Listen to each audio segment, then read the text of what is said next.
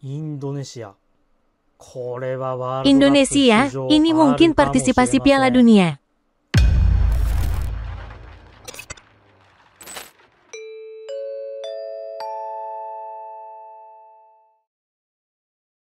Halo, Ini Suzuki no Jigoro. Indonesia no minasan. Selamat untuk semua orang di Indonesia. Ya, subarashi. Kami mengalahkan Arab Saudi. Saya pikir semua orang bersemangat. Hasil mengejutkan ini dilaporkan dengan mengejutkan bahkan di Jepang. Saya terkejut. Sekarang saya benar-benar tidak mengerti grup C. Saya akan berbicara lebih banyak tentang pertandingan melawan Arab Saudi nanti. Tapi pertama-tama saya akan melihat kembali pertandingan sejauh ini. Pertandingan melawan Bahrain dan Tiongkok merupakan kenangan pahit bagi semua orang. Tak bisa menang lawan Bahrain, kalah dari China. Itu adalah pertandingan yang harus kami menangkan agar bisa lolos ke Piala Dunia.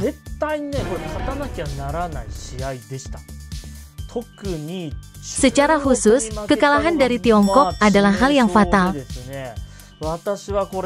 Dan saya pikir tidak ada harapan bagi kami untuk menembus posisi kedua. Saya pikir ini adalah kekalahan yang lebih mengejutkan bagi semua orang. Saya juga cukup terkejut. Akankah kita kalah dari Tiongkok? Terkait dua laga tersebut, laga melawan Bahrain sebenarnya juga menjadi topik hangat di Jepang. Tapi ini bukan soal pertandingan, ini tentang pasca pertandingan. Fans Indonesia yang tidak puas dengan perpanjangan waktu dan hasil imbang memfitnah pemain Bahrain di media sosial. Beberapa bahkan menerima ancaman pembunuhan. Hal ini juga dilaporkan di Jepang. Sebenarnya menurut saya tambahan waktu itu lama sekali. Tapi tetap saja kurang bagus. Saya rasa cukup banyak orang di Jepang yang merasa bahwa petik terbalik demam sepak bola di Indonesia luar biasa, namun sedikit menakutkan. Tidak dapat memenangkan pertandingan, citra memburuk. Saya pikir itu adalah dua pertandingan terburuk yang pernah ada. Selanjutnya adalah pertandingan melawan Jepang. Skor 0-4 memberi Jepang kemenangan luar biasa seperti yang diharapkan. Saya mendapat kesan bahwa segalanya berjalan baik hingga sekitar 30 menit babak pertama, namun lambat laun saya merasa mulai kehilangan kemampuan. Saya yakin ini akan menjadi cerita yang sangat tidak menyenangkan bagi semua orang. Tapi saya akan menceritakannya secara terbuka sebagai kejadian nyata. Kesan saya, pertandingan melawan Indonesia di Jepang tidak terlalu seru. Saya pikir alasan besarnya adalah semua orang tidak khawatir karena mereka merasa bisa mengalahkan Indonesia. Bahkan tak seorang pun berkata, Anda tidak pernah tahu apa yang akan terjadi jika Anda lengah. Saya pikir hal yang paling membuat frustrasi bagi semua orang mungkin adalah tidak mampu membalikkan reputasi sebelumnya. Ada satu hal lagi yang dibicarakan. Pasalnya, banyak sekali pemain naturalisasi asal Belanda. Beberapa orang mengejeknya sebagai wakil Belanda kedua.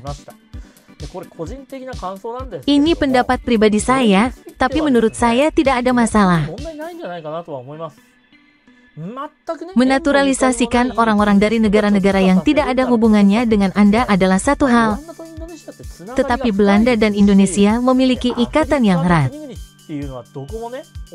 Hal ini biasa terjadi di semua negara Afrika, dan Jepang telah lama melakukan naturalisasi pemain di tim nasional mereka. Namun, jika Anda terlalu mengandalkan pemain naturalisasi, itu tidak akan terlalu meningkatkan kemampuan Anda, jadi saya rasa Anda harus berhati-hati dalam hal itu. Namun, ada sesuatu yang dibicarakan usai pertandingan. Begitulah besarnya semangat supporter Indonesia terhadap sepak bola. Panas terik itu membuat seluruh supporter Jepang kewalahan.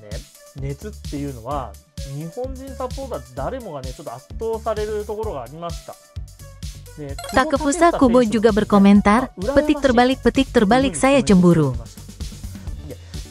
Saya rasa antusiasme di Jepang saat ini tidak begitu besar. Saya juga iri dengan antusiasme sebesar itu.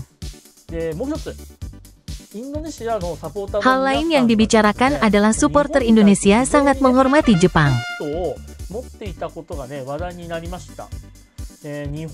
Sepertinya mereka menyiapkan spanduk Godzilla biru dengan mempertimbangkan Jepang. Menurut supporter Jepang yang menonton pertandingan, tidak ada rasa takut seperti kerusuhan, dan suasananya tidak sebrutal setelah Perang Bahrain. Melainkan mereka menyambut kami dengan hangat dan mengantar kami pergi. Walaupun kalah, dia tetap ramah dan meninggalkan kesan yang luar biasa. Saya akan membicarakannya nanti.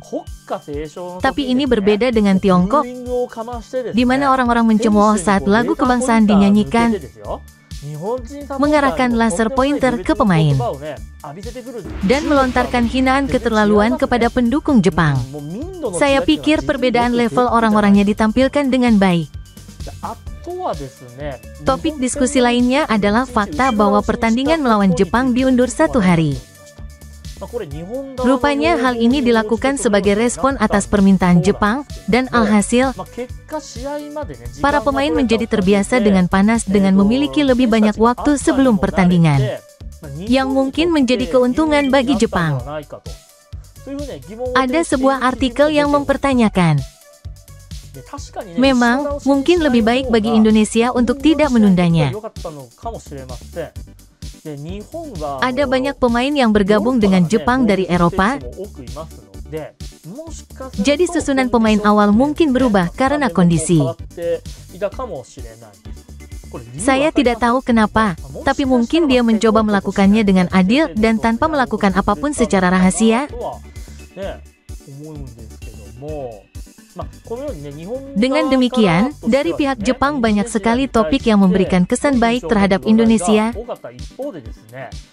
Namun kenyataan di Indonesia sangat pahit. Artinya mereka hanya meraih 3 poin tanpa kemenangan di babak ketiga kualifikasi. Menjadi sangat sulit untuk berpartisipasi di Piala Dunia sejak babak kualifikasi ketiga. Itulah yang saya pikirkan. Bukankah ini topik hangat tidak hanya di Jepang tapi di seluruh Asia? Berapa banyak orang yang mengira Indonesia akan benar-benar mengalahkan Arab Saudi? Saya juga ingin dia menang. Tapi saya sedikit terkejut dia benar-benar menang. Sedikit saja. Saya melihat pertandingannya. Arab Saudi menguasai bola, dan melihat statistiknya, bagaimana mereka bisa menang? Itu adalah angka yang kupikirkan. Tapi penghitung yang sepertinya terlibat pada saat kritis sangatlah kuat. Kuatkan dan lindungi dengan kuat. Kemudian, dia memanfaatkan momen tersebut dan melakukan serangan balik yang sengit. Itu spektakuler. Saya pikir Olat Mangun pemain bagus. Tapi Marcelino yang mencetak 2 gol, siapa dia? Rupanya dia baru berusia 20 tahun. Saya mempelajarinya untuk pertama kalinya, tapi ketenangan apa itu? Saya mendapat perasaan bahwa dia tidak bebas. Tipuan tendangan pertama. Itu seperti gol Aoki di Sapporo dan saya terkejut. Sungguh menakjubkan bagaimana dia bisa dengan tenang melihat lawannya dan melakukan tendangan tipuan. Setelah gol kedua, apakah itu kursi pemain bola? Kelihatannya keren sekali duduk di atasnya. Ketenangannya di depan gawang tidak sesuai dengan usianya. Saya ingin memperhatikannya di masa depan. Alhasil, grup C yang berisi Jepang dan Indonesia menjadi lapangan yang ramai kecuali Jepang. Tidak ada keraguan bahwa Jepang akan keluar sebagai pemenang. Saya tidak khawatir sama sekali. Dan saya pikir pertempuran besar ini akan menguntungkan Indonesia. Ini adalah kisah tentang harapan dan menjadi kenyataan. Tidak aneh jika seseorang berada di posisi kedua. Australia menarik hasil imbang yang ketat melawan Bahrain. Meski situasinya tidak ada harapan, tiba-tiba saya melihat secercah harapan. Saya tidak mengerti ini. Kemungkinan juara 2, kemungkinan juara 6. Tak ayal, Indonesia membuat grup C ini menarik. Mantan pemain tetap Piala Dunia, Arab Saudi dan Australia tidak lagi menjadi tim yang menakutkan. Faktanya, Indonesia mengalahkan Arab Saudi. Kami belum kalah dari Australia. Saya rasa tidak mustahil untuk menang seperti ini. Namun yang terpenting adalah menang melawan Bahrain dan China. Saatnya untuk menang kali ini. Jika kita bisa mengalahkan kedua tim ini, setidaknya kita bisa lolos ke babak playoff. Saya pikir 5 bek yang solid akan bekerja dengan sempurna jika lawannya bukan Jepang. Saya pikir yang terbaik adalah melawan dengan serangan balik dan melarikan diri. China kesulitan mempertahankan bola mati. Para pemain Tiongkok terlihat seperti pengamat bola dan selalu meleset dari sasarannya. Saya menciptakan pemain gratis terutama dalam jarak jauh. Ini adalah permainan set. Seharusnya kami bisa meraih poin jika terus melakukan pukulan set play, termasuk lemparan jauh Arhan. Mari kita menang lain kali. Saya harus membayar hutangnya. Saya pikir saat kami menghadapi Jepang lagi, Jepang akan memutuskan untuk lolos babak kualifikasi. Diharapkan kami akan menguji berbagai anggota, jadi ini bisa menjadi peluang. Jika kami bisa mencuri 1 poin pun dari Jepang, saya pikir kami akan berada di jalur menuju Piala Dunia. Saya pikir apa yang memberikan dorongan besar bagi Indonesia adalah banyaknya energi yang dihasilkan oleh para pendukung. Dia seharusnya bisa memberi kami keuntungan yang kuat, terutama di kandang sendiri. Saya berharap Indonesia bisa berpartisipasi di Piala Dunia. Ayo lakukan yang terbaik tanpa putus asa sampai akhir. Itu saja untuk kali ini. Jika Anda sedikit menikmati video ini, silakan berlangganan saluran ini dan beri peringkat tinggi. Sampai berjumpa lagi. Selamat tinggal.